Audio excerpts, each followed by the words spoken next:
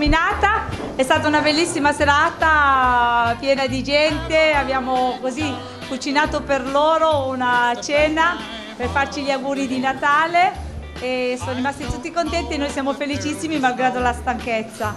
Adesso ci fermiamo per qualche giorno per Natale, poi incominciamo il 6 gennaio, il 6 gennaio andremo a far partire una maratona.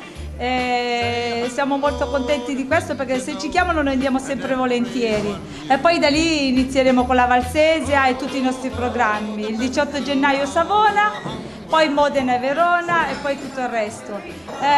Stiamo ultimando il volantino, sarà pronto per Natale. Ringraziamo Gianfranco Capra che lo sta realizzando per noi. Il nostro volantino pubblicitario andrà in tutte le scuole, gli asili, le case di riposo, i centri anziani, in modo che tutti abbiano gli avvisi per il carnevale. Quest'anno il carnevale parte il 31 gennaio e quindi cerchiamo di far di tutto perché ci sia tanta gente quest'anno.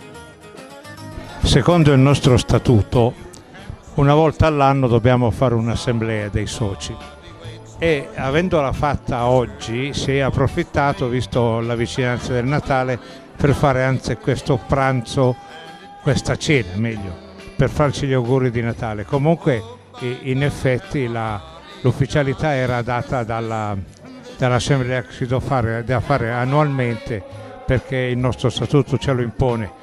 È stata una buona serata, ci sono state molte persone anche che era per la prima volta che ci frequentavano.